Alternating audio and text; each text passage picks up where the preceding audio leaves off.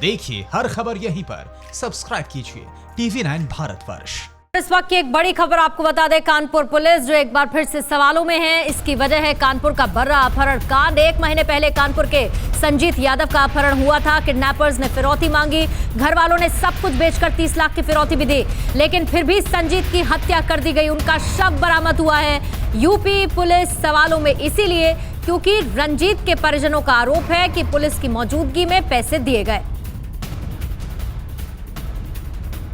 उस समय एक जाल बिछा करके इन अपराधकर्ताओं को झांसे में लेकर के गिरफ्तार करने का प्रयास किया, किंतु किसी कारणवश वो ऑपरेशन फेल हो गया और उसमें लापरवाही के लिए तत्कालीन SHO बर्रा रणजीत राय को निलंबित भी किया गया। अभी वर्तमान में जिस जगह पर इन लोगों ने डेड बॉडी को फेंकना बताया है, वहाँ पर हमारी फ्लड कंपनी PAC की लगी भी है, गोताखोर लगे हुए हैं और ये प्रयास कर रहे हैं कि उस डेड बॉडी को हम लोग बरामद कर लें। सर, 30 लाख रुपए जो फिरौती दी गई थी उसकी क्या कहानी है? बरामद हुआ कि नहीं हुआ? पैसे दिए गए सर, पैसे दिए गए सर। देखिए, ये जो अभी 29 तारीख को फिरौती का कॉल आने के बाद 13 तारीख को ये ऑपरेशन उस समय के SHO के द्वारा जब किया गया था, जो बैग पुल जो ब्रिज के ऊपर से नीचे फेंका गया था, उसमें अभी जो 5 अभियुक्त पकड़े गए थे, उनके पूछताछ के दौरान उनके द्वारा ये बात को डिने किया गया है, जो कि अपराधी आपके सामने। तो क्या कोई पुलिस ने साजिश की थी क्या? जैसे बहन उसकी आरोप लगा रही है कि रणजीत राय SO जो थे, SP को हमने बताया, उनके वो मौजूद थे, उनके कहने पर हमने पैसे दिए, तो क्या इसमें पुलिस ने साजिश थी पैसा गायब कराने में? पैसा किसको दिया गया, कहाँ गया? ऐसा तो गया ना, परिजनों का कहना पैसा उन्होंने दिया है, पैसा कहाँ गया वो? देखिए, ये परिजनों का ये कहना था कि उन्होंने 30 लाख रुपए वो बैग में रखा था, जिस बैग में एक मोबाइल भी रखा था।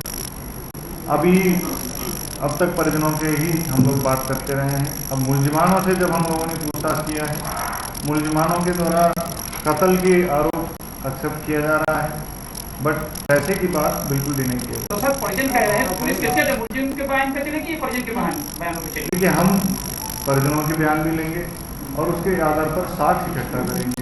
जो साक्ष्य हमें मिले उसके आधार पर हम कार्रवाई करेंगे। तो SO क्या कह रहे हैं? आपके SO हम मौके पे थे, उनका कहना है कि उनके सामने मैंने बैग फेंका था, तो SO कुछ नहीं बता रहे क्या? पैसा तो नहीं वही SHO पूर्व SHO जो रणजीत राय है, उनके जो ऑपरेशनल फेलियर और परिवार वालों को जिस हिसाब से उन्होंने हैंडल किया है, उसमें काफ़ी जो इनिशियल स्टेजेस में जो भी लापरवाही हुई है, उसी के चलते ही उनको सस्पेंड किया गया है। सर, कप्तान साहब ये बताइए कि बहन का कहना था कि पुलिस के क्राइम ब्रांच से इंस्पेक्टर या दरोगा आते हैं और जो कहते हैं कि उसके कहने से बयान बदला जाता है 30 लाख वाली, मैनिपुलेशन किस बात का था? देखिए, कोई मैनिपुलेट करने के लिए किसी ने कोशिश नहीं किया है। उस समय भी मैंने एक बाइट भी जारी किया। लड़के के हमारे प्राथमिकता लड़के की सकुशल बरामदगी थी।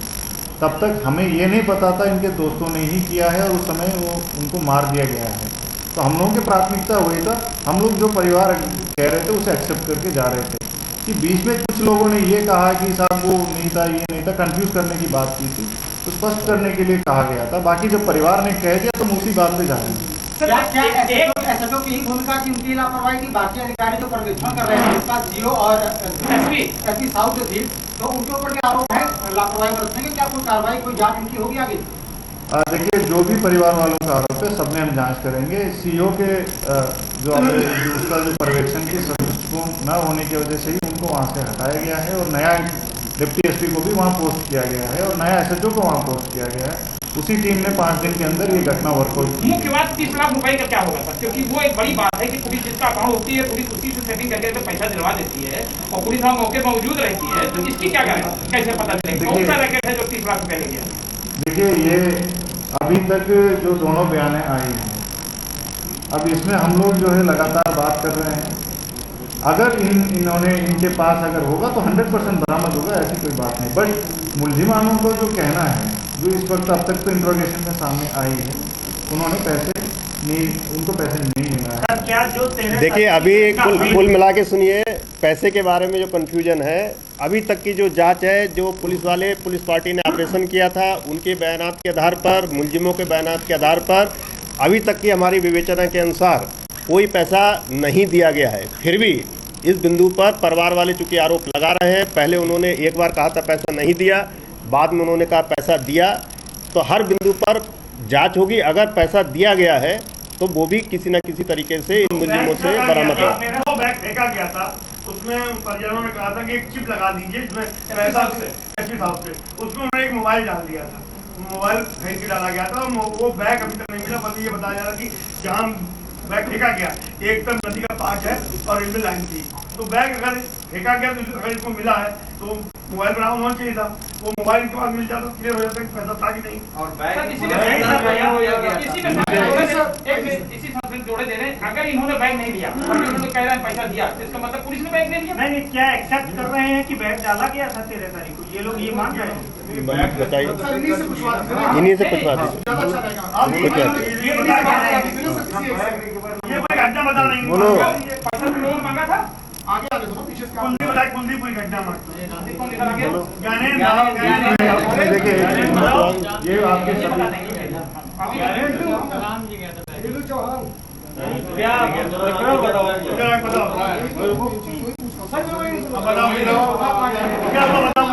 फिरौती मांगी थी कि नहीं? कितनी मांगी थी? 30 लाख रुपया। तो बाइक तुमको मंगवाया था वहाँ से? बैग मंगवाया गया था और फिर हमारा एक साथी राम जी, तो जब बैग फेंका गया तो बैग उठाने गया, पर वहाँ पे फिर हम लोग थोड़ा दूर थे, तो राम जी वहाँ से भगते हुए आया वापसी 5 मिनट बाद, तो वहाँ पे टार्च लग रही है, पुलिस आ गई है, तो हम लोग अपने अड्डे पे चले गए वहाँ से ठिकाने पर, और इसके बाद मतलब वहाँ से कुछ नहीं बाइक वहीं छोड़ दिया था। हाँ, बैग वो बोल रहे थे राम जी को, बाइक फेंका गया था, इसका मतलब बाइक वहाँ बाद में पुलिस को उठी थी।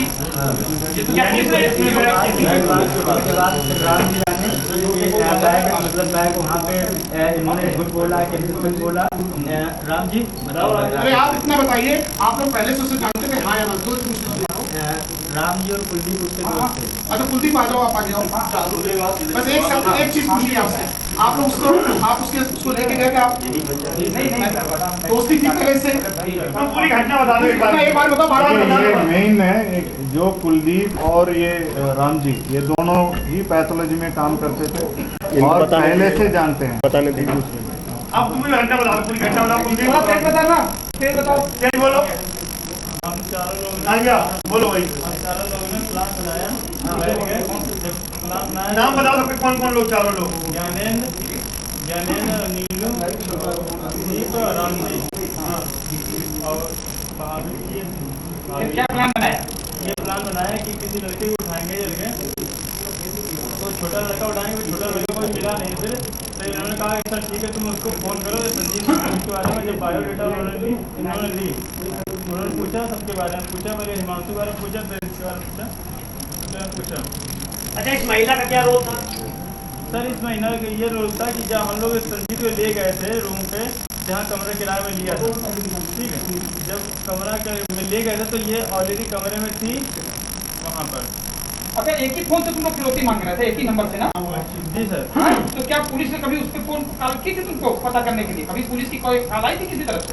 फोन ऑफ रहता। अच्छा, ये कॉल वॉइस चेंजर ये टेक्निक कैसे किसने सीखी, कहाँ सीखी थी? फोन में ही थी। अच्छा, आवाज तुम्हारी थी ना? भारी आवाज करके बना रहा था। कौन भारी बोल रहा था? नीलू। गाली बोल रहा था, गाली खूब बकता था जो।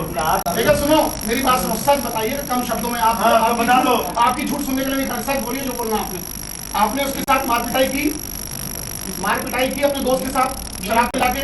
मार पिटाई नहीं की है। शराब पिलाई? हाँ, शराब पिलाई। तो मारा क्या? नशे में लेके मारा उसको, नशा करके? नहीं, नशे करके नहीं मारा। जब ये छूट के भाग गया था, गेट के पास तक पहुंच गया, जहाँ रूम रह रहे थे, गेट के पास तक पहुंच गया, तो ये ज्ञानेंद्र वहाँ से लेके आया, फिर कमरे में बंद किया, इसको खाने के लिए सेब दिया। जब उसको खाने के लिए सेब दिया, इसने एक आधा सेब काटा, आधा सेब जमीन में दिया, आधा अपने हाथ में रखा था, फिर इसने हाथ काट लिया, 2 बार करके चाकू में हाथ काट लिया, और इन्होंने सर पटक दिया करके।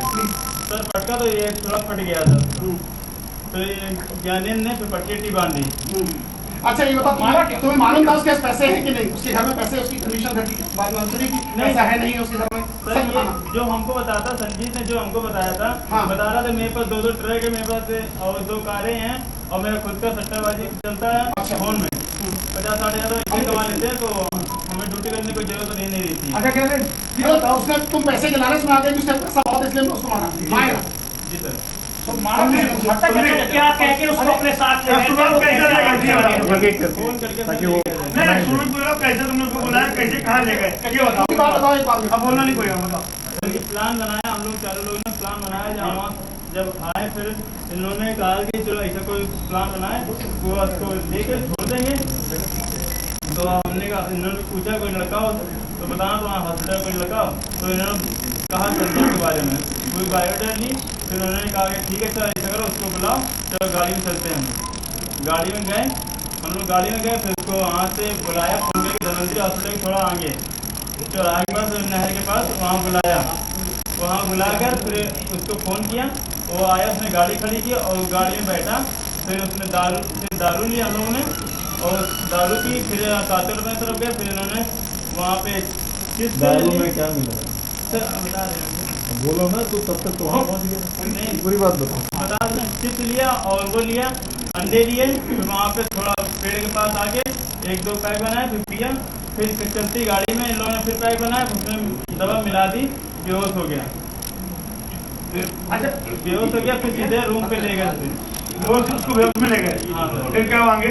फिर रूम पे ले गए तो फिर कमरे में बंद कर दिया था। वो कहाँ पे था? रतनलाल नगर में। बोलने दो भैया। हाँ बोलिए। रतनलाल नगर में था। हाँ बोलिए, बताओ। चलिए हो गया मेरे को काफ़ी क्लियर ही है। पुलिस का नाश कर रही है, पुलिस का डर नहीं था क्या? पुलिस चेक नहीं कर रही है, पकड़ेगी, ऐसा कुछ नहीं डर? तो हमने फोन ही नहीं। वो व्यक्ति कौन जिसने तुम्हें पूरी एक आइडिया दिया था, नहीं किस तरीके पूरी घंटा करो, पूरी घंटा किसी बताने की कोई एक और आदमी था? बस एक शब्द। अब नाम बताओ क्या है? ज्ञानेंद्र यादव। ज्ञानेंद्र यादव तुम आगे आओ। ज्ञानेंद्र यादव मास्टरमाइंड। अपना नाम बताओ पहले जोर से, नाम बताइए अपना। मालवा इधर करो ना, बंद करा कैमरे 20 लाठी मरवाएं, पूरी घटना बताओ।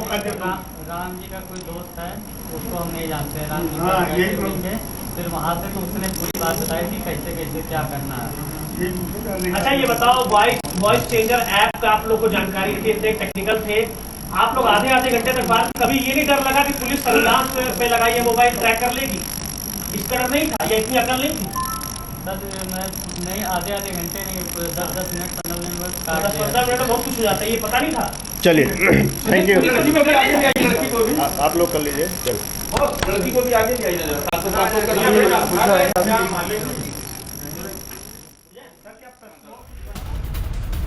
तो देखिए बड़ी बात है, पुलिस ने अपनी बात में कहा कि 30 लाख की फिरौती भी बरामद की जाएगी। अगर 30 लाख की फिरौती ली है, आरोपियों से सीधे सवाल पत्रकारों के होते हुए, जिसमें पूरी टाइमलाइन आरोपियों ने बताई कि कैसी प्लानिंग थी, मास्टरमाइंड कौन था और कैसे अब संजीत यादव इस दुनिया में नहीं है, कैसे पूरी प्लानिंग की गई। मनीष मेरे सहयोगी इस पर लाइव और ज्यादा जानकारी दे रहे हैं। मनीष, 2 चीजें यहाँ पर समझनी बहुत ज्यादा जरूरी हैं। जो पेच फंस रहा है वो 30 लाख की फिरौती को लेकर है, जिसे लेकर परिवार वाले आरोप लगा रहे हैं, लेकिन पुलिस इनकार कर रही है। और दूसरा, आरोपियों से सीधे सवाल, मास्टरमाइंड कौन है, पूरी प्लानिंग क्या थी, इसकी एक जानकारी उनकी तरफ से दी गई। देखिए पूर्ण, पुलिस की जो थ्योरी है, पुलिस ने जो पूछताछ और गिरफ्तारी के बाद जो चीज़ें सामने आई हैं, ज्ञानेंद्र यादव उर्फ ईशू वो इस पूरे घटना का मास्टरमाइंड था। पहले से ही प्लान बना लिया गया था अपने साथियों के साथ, जिसमें कुलदीप गोस्वामी, रामजी शुक्ला, प्रीति शर्मा, सिम्मी सिंह, इन लोगों का सहयोग लिया गया था और एक नीलू सिंह भी इसमें शामिल था कि किसी व्यक्ति का किडनैप करना है। चूँकि कुलदीप की दोस्ती संजीत से थी तो तय हुआ कि संजीत का अपहरण करना है।